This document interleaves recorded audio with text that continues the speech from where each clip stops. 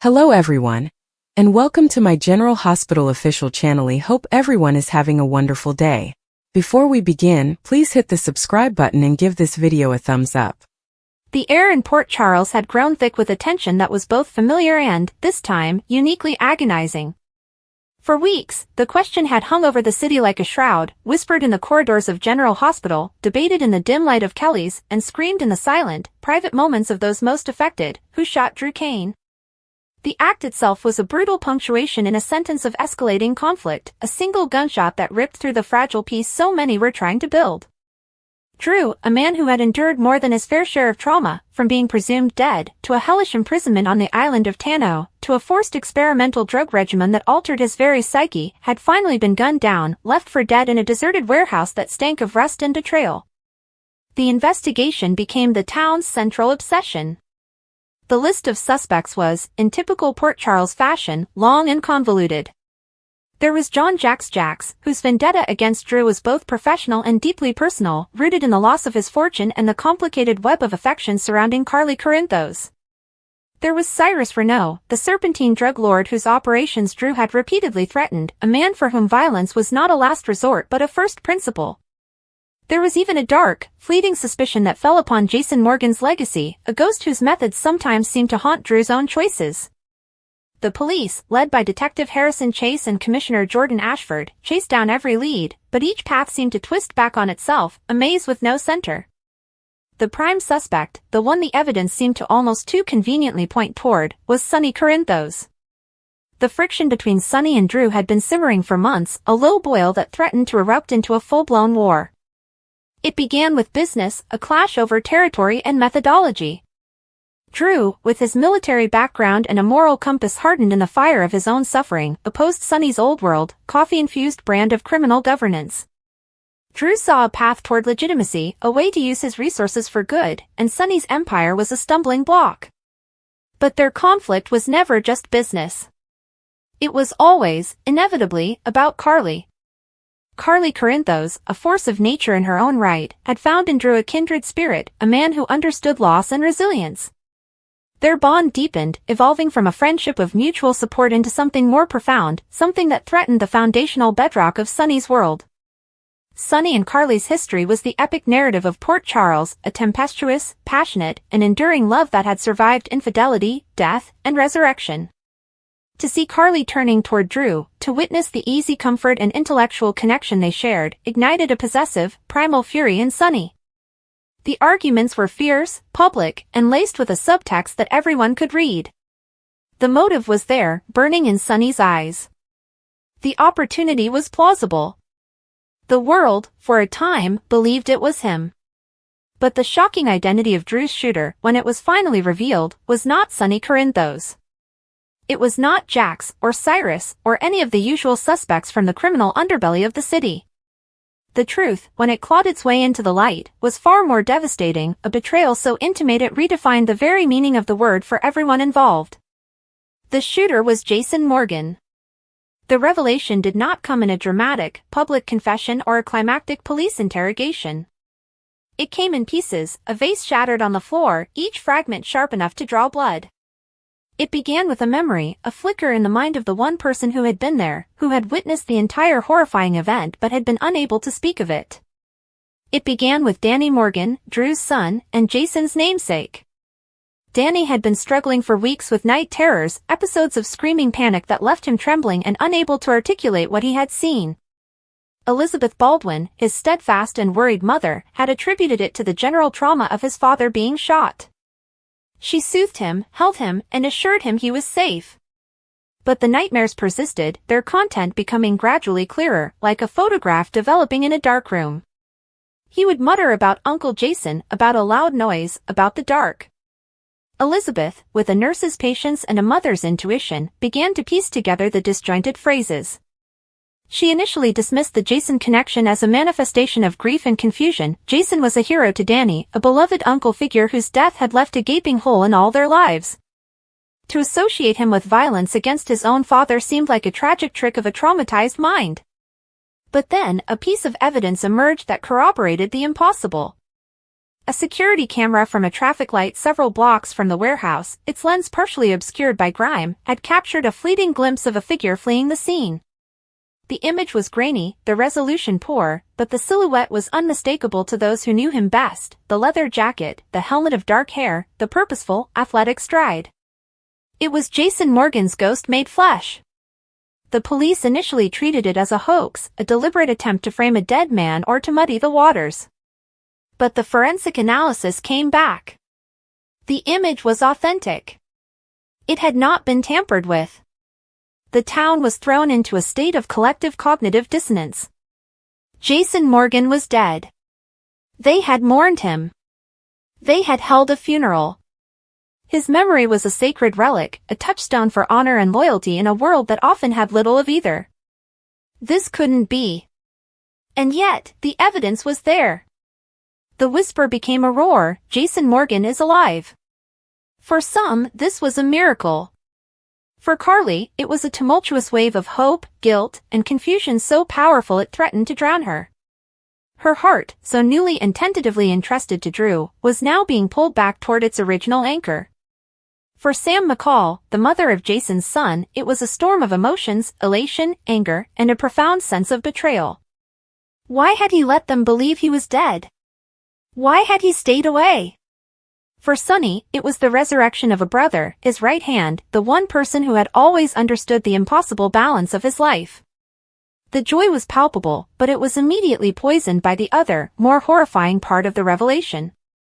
If Jason was alive, and he was the one seen fleeing the scene of Drew's shooting, then the inescapable, terrifying question had to be asked: did Jason Morgan shoot Drew Kane? The denial was fierce and immediate from his loved ones. It was a mistake. It was a double. It was Cyrus Renault in an elaborate disguise. Jason would never do such a thing. Jason's moral code, his infamous Bible, was the stuff of legend. He protected his family. He did not gun down his friends in cold blood. Drew was not just a friend, he was the brother who shared his face, a biological twin whose very existence was a testament to their strange, interconnected destiny. To harm Drew was to harm a part of himself. It was unthinkable. But the pressure mounted. Danny's nightmares grew more specific, more detailed. Under the gentle guidance of a child psychologist, he was able to recount the event with a chilling clarity. He had followed his father that night, worried about him. He had hidden in the shadows of the warehouse and watched as two figures argued. He described Drew's posture, tense and confrontational. He described the other man, Uncle Jason. He heard the raised voices, though the words were muffled. He saw the gun in Jason's hand. He saw the flash, heard the deafening report, saw his father fall. He described the moment Jason turned and, for a split second, their eyes met across the dark space before Jason fled. The child's testimony was unimpeachable. There was no malice, no agenda, only the raw, unfiltered truth of a traumatic memory. Confronted with this, the walls of denial began to crumble. The search for Jason intensified, no longer just a mystery but a manhunt. He was found not in some distant country, but in a safe house on the outskirts of Port Charles, living in a self-imposed exile that was as much a prison as any he had ever known. The reunion was not one of joy, but of anguish and accusation. The truth, when Jason finally spoke it, was more complex and more tragic than anyone could have imagined. He was, indeed, alive. The explosion that was supposed to have killed him had been a carefully staged event, a necessity to protect his family from a threat so pervasive and powerful that his death was the only shield he could offer them. Peter August, in his final, desperate bid for control and revenge, had orchestrated a network of assassins targeting everyone Jason loved. The only way to neutralize the threat was to make the world, and the killers within it, believe Jason Morgan was no more. He had gone deep underground, severing all ties, living in the shadows, monitoring the situation from afar, waiting for the threat to be fully extinguished. His return to Port Charles was prompted by intelligence suggesting the final member of Peter's network had been located. He came back to finish the job, to ensure his family's safety forever, intending to disappear once more, a permanent ghost. But the Port Charles he returned to was not the one he had left. The landscape had shifted. Sonny was different, hardened by his own experiences. Carly had moved on, her heart opening to Drew. And Drew was now the central male figure in the lives of the people Jason had sworn to protect. From the shadows, Jason watched as Drew and Carly's relationship deepened. He saw Drew challenging Sunny's authority, not from a place of malice, but from a place of principled opposition. But to Jason, whose worldview was binary and built on a foundation of unwavering loyalty to Sunny and Carly, Drew's actions were a threat. He saw Drew's push for legitimacy as a destabilizing force that would leave Sunny vulnerable and, by extension, leave Carly and the children vulnerable. He viewed Drew's influence over Carly as a manipulation, a distraction that could cloud her judgment and put her in danger. The love and brotherhood he felt for Drew became twisted by a protective paranoia that had been honed in his isolation. The night of the shooting, Jason had arranged to meet Drew in the warehouse. He intended to warn him, to tell him to back away from Sunny's business, to step back from Carly, to fall in line for the sake of everyone's safety. He saw himself as the guardian of the ecosystem, and Drew was an invasive species threatening to throw it into chaos. The meeting escalated quickly. Drew, empowered by his own hard-won peace and his love for Carly, refused to be intimidated. He challenged Jason's right to dictate his life, especially after having abandoned them all. He accused Jason of selfishness, of hiding while others picked up the pieces of the life he left behind. The argument became heated, two brothers, two sides of the same coin, fundamentally unable to understand the other's position. Jason, his instincts warped by months of isolation and a hypervigilant focus on his mission, perceived Drew's defiance not as a principled stand, but as an imminent threat to the family. In his mind, the calculus was simple: eliminate the threat, ensure the safety of the whole. It was a cold, brutal logic that had guided him for decades, but now, detached from the moderating influence of his loved ones, it had become a monstrous distortion of itself. He drew his gun. It was not a premeditated act of murder, but a reflexive escalation, a tool of intimidation that had always worked before. Drew, seeing the gun, did not back down. He stepped forward, his voice rising, his anger palpable. In the tense standoff, a sound from the shadows, Danny, shifting his weight, startled Jason. His finger, already tense on the trigger, tightened. The gunshot was an accident, a catastrophic mistake born of a hair-trigger reflex and a psyche stretched to its breaking point. The moment the shot rang out, the spell was broken. Jason saw Drew fall. He saw the blood. And in that horrifying instant, he saw the truth of what he had done. The mission, the paranoia, the twisted logic, it all evaporated, leaving only the chilling reality that he had shot his own brother. The Guardian had become the destroyer. The shock and self-loathing were so absolute that his only instinct was to flee, to retreat back into the shadows from which he had emerged, now not as a protector, but as a monster. The revelation of this truth sent seismic shocks through every relationship in Port Charles. For Carly, it was an impossible conflict. The two great loves of her life were now victim and perpetrator. Her joy at Jason's resurrection was utterly eclipsed by the horror of his actions. How could she embrace him? How could she ever look at him again without seeing the man who nearly killed the father of her child? And yet, how could she completely condemn the man who had defined so much of her own life, who had acted, in his own broken way, out of a desire to protect her? Her heart was a battlefield, and she felt loyalty to both sides, a position that promised only endless pain. For Sam, the betrayal was layered. He was alive. He had let her grieve, let their son grieve. And he had committed an act of violence that was so fundamentally against the man she thought she knew. The Jason she loved was a man of honor. This Jason was a stranger, a man capable of a heinous, unforgivable act against his own family. Her love for him warred with a profound disgust and a fear for what his existence would now mean for their son, Danny. How do you explain to a child that the uncle he idolized is alive, but that he is also the man who shot his father? For Sunny, the conflict was a moral earthquake. Jason was his brother, his other half. His return was the answer to a prayer he had uttered 1,000 times. But this Jason had tried to kill Drew, and his motive, however warped, was a loyalty to Sunny himself. Sunny was forced to confront the dark reflection of his own influence. His world, his methods, had created the environment that justified this atrocity in Jason's mind. He felt responsible, complicit, and torn between a brotherly love that was as deep as bone marrow and a raging fury at the damage that had been done. Defending Jason felt like betraying Drew and Carly. Condemning Jason felt like betraying the very core of his own being. The fallout extended to the Quartermaine mansion, where chaos reigned. Tracy Quartermaine was apoplectic, her fury directed at Jason for bringing yet another scandal to the family doorstep. Monica Quartermaine, the mother of both men, was utterly shattered. Her joy at having one son returned from the dead was instantly transformed into a nightmare where that same son had tried to kill the other. The family, already fractured by decades of drama, was now split down the middle, forced to choose sides in a tragedy where there were no winners, only victims. The legal wheels began to turn. Jason was arrested and charged with attempted murder. The trial promised to be the trial of the century in Port Charles, pitting family against family, friend against friend. The district attorney, smelling blood in the water, pushed for a maximum sentence. But the case was fraught with complications.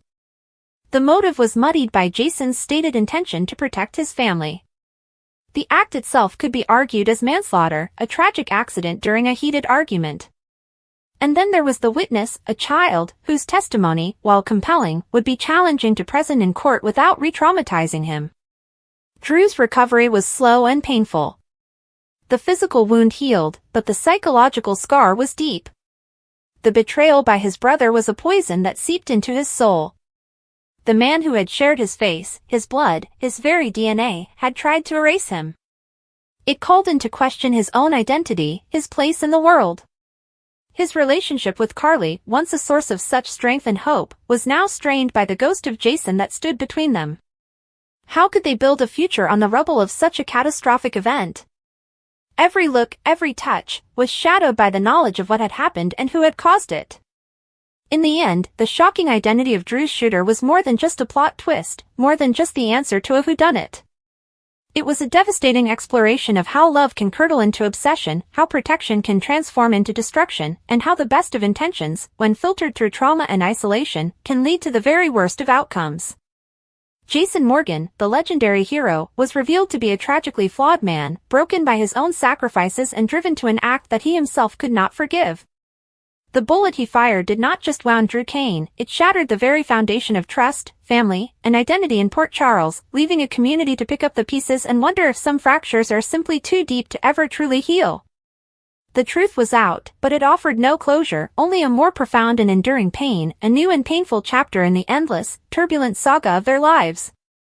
The healing, if it was even possible, would be a long and arduous road, one that every character would now have to walk, forever haunted by the day the shocking identity of Drew's shooter was finally revealed.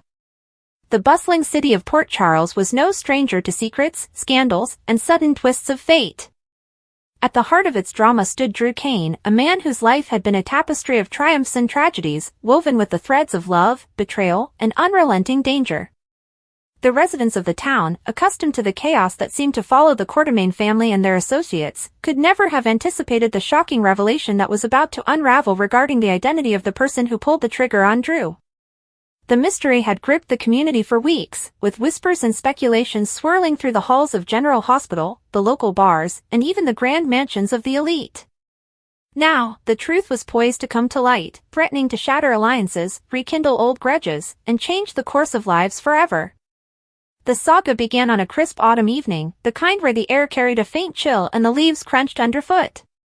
Drew, ever the charismatic and determined figure, had been navigating a particularly tumultuous period. His return to Port Charles after years of absence had stirred up old emotions and unresolved conflicts. As a Quartermaine, he was no stranger to the weight of legacy, but his recent endeavors, both personal and professional, had placed him squarely in the crosshairs of an unseen enemy. He had been working tirelessly to rebuild his life, reconnect with his family, and reclaim his place in the intricate web of Port Charles society. But someone, it seemed, was determined to stop him. The night of the shooting was one that no one in Port Charles would soon forget. It had started innocently enough, with a charity gala at the Metro Court Hotel, a glittering affair attended by the town's most prominent figures. The chandeliers sparkled, the champagne flowed, and the air was thick with the hum of conversation and laughter. Drew, dressed in a tailored suit that accentuated his rugged charm, had been the center of attention, mingling with allies and adversaries alike.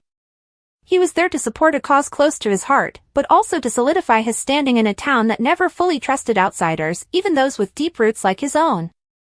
As the evening wore on, tensions simmered beneath the surface. Old rivalries flared in subtle glances and pointed remarks. There was Sonny Corinthos, the powerful mob boss whose influence cast a long shadow over Port Charles, watching Drew with a guarded expression. Carly Spencer, Drew's on-again, off-again confidant, hovered nearby, her protective instincts on high alert. And then there was Sam McCall, Drew's former love, whose presence always seemed to stir something deep within him even as they navigated the complexities of their shared past. The room was a powder keg of emotions, and no one could have predicted the spark that would ignite it. It happened in an instant. Drew had stepped out onto the balcony for a moment of solitude, the cool night air a welcome reprieve from the crowded ballroom. The city lights twinkled below, a stark contrast to the darkness that was about to descend. A single gunshot rang out, shattering the calm. Drew staggered, clutching his side as he collapsed to the ground, blood seeping through his pristine white shirt. Gasps and screams erupted from the guests inside, and chaos ensued as security rushed to secure the scene.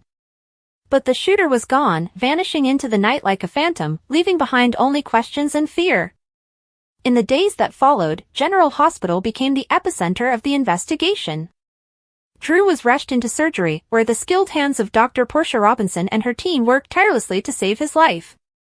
The waiting room was a revolving door of concerned faces, family, friends, and even foes who couldn't help but be drawn into the drama. Jason Morgan, Drew's twin brother, stood vigil, his stoic demeanor masking the storm of emotions raging within him. Sam, torn between her loyalty to her current life and the pull of her history with Drew, paced the halls, her mind racing with possibilities. Even Elizabeth Weber, a longtime friend and nurse, found herself caught up in the mystery, her instincts telling her that the truth was far more complicated than it seemed.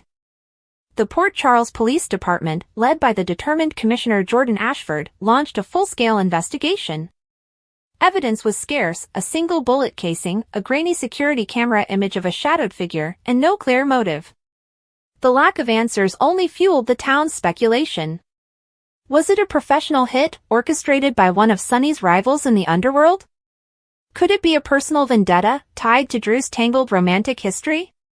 Or was it something else entirely, a motive rooted in the secrets of the Quartermain family's vast empire?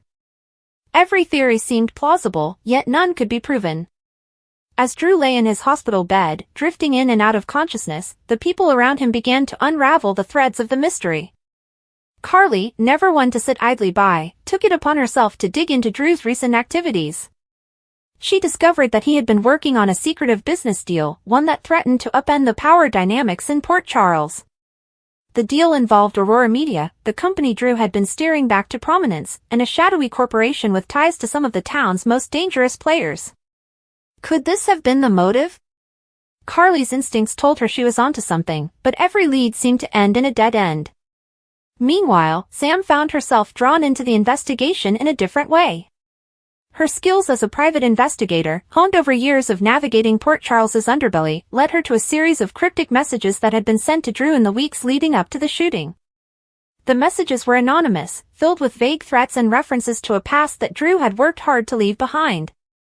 Sam's digging uncovered a name that sent chills down her spine, Shiloh Archer. Though Shiloh, the charismatic cult leader, had been presumed dead, his shadow loomed large over Port Charles.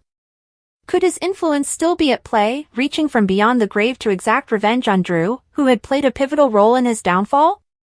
Jason, ever the pragmatist, took a different approach. He leaned on his connections in the underworld, pressing informants and shaking down anyone who might have a clue. His search led him to a low-level enforcer who hinted at a larger conspiracy, one that involved not just Drew but the entire Quartermain family. The enforcer's words were cryptic, but they pointed to a figure from Drew's past, someone who had been wronged, someone who had been waiting for the perfect moment to strike.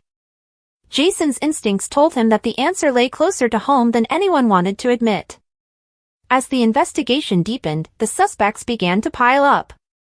There was Nina Reeves, whose complicated history with Drew included both affection and animosity. Her recent struggles to maintain her position in Port Charles's social hierarchy made her a potential candidate, though her grief at Drew's bedside seemed genuine. Then there was Valentine Cassadine, the cunning and ruthless businessman whose ties to the darker corners of Port Charles made him a perennial suspect in any crime. His recent clashes with Drew over business dealings couldn't be ignored. Even Michael Corinthos, Drew's nephew, came under scrutiny, as his fierce loyalty to his family sometimes bordered on obsession. The breakthrough came from an unexpected source, Willow Tate, Michael's wife and a nurse at General Hospital. While assisting with Drew's recovery, Willow overheard a conversation between two hospital staff members that hinted at a connection to the shooter. One of the staff, a seemingly unassuming orderly named Greg, had been acting strangely in the days leading up to the shooting. Willow's curiosity led her to dig deeper, and she uncovered a trail of financial transactions linking Greg to a mysterious offshore account. The discovery was a bombshell, but it only raised more questions. Who was Greg working for, and why had he targeted Drew? As the pieces of the puzzle began to come together, the true identity of the shooter emerged in a way that no one could have predicted. It wasn't a stranger, nor a distant enemy from Drew's past. It was someone who had been hiding in plain sight, someone whose betrayal cut deeper than any bullet. The revelation sent shockwaves through Port Charles, forcing everyone to confront the fragility of trust and the cost of secrets. The person behind the trigger was revealed to be Kim Nero, Drew's former lover and the mother of his late son, Oscar. Kim, who had left Port Charles years ago after the devastating loss of her son, had returned under the radar, driven by a mix of grief, rage, and a warped sense of justice. Her descent into darkness had been slow but relentless, fueled by the belief that Drew had moved on too easily from their shared tragedy. In her mind, he had betrayed Oscar's memory by rebuilding his life, while she remained trapped in her pain. The shooting was her attempt to make him feel the same loss she had endured, a desperate act of vengeance that had spiraled out of control. Kim's revelation was a gut punch to Drew and those closest to him. Sam, who had once considered Kim a friend, grappled with the betrayal, while Carly's anger boiled over at the thought of someone using Oscar's memory as a weapon. Jason, ever the protector, vowed to ensure that Kim faced justice, but even he couldn't ignore the tragedy of her unraveling. The town, already fractured by the shooting, now faced the challenge of healing from a wound that cut to the core of their community. As Drew recovered, both physically and emotionally, he was forced to confront the ghosts of his past. Kim's actions, though unforgivable, were a stark reminder of the ripple effects of loss and the ways in which grief could twist even the most well-meaning hearts. The people of Port Charles rallied around him, their bonds tested but ultimately strengthened by the ordeal. The revelation of the shooter's identity was not the end of the story, but rather the beginning of a new chapter, one where forgiveness, redemption, and the search for truth would define the path forward. In the end, the shocking truth about Drew's shooter was more than just a mystery solved. It was a mirror held up to the people of Port Charles, reflecting their flaws, their resilience, and their capacity for both love and betrayal. As the city settled back into its rhythm, the scars of that fateful night remained, a reminder that in Port Charles, nothing was ever truly as it seemed.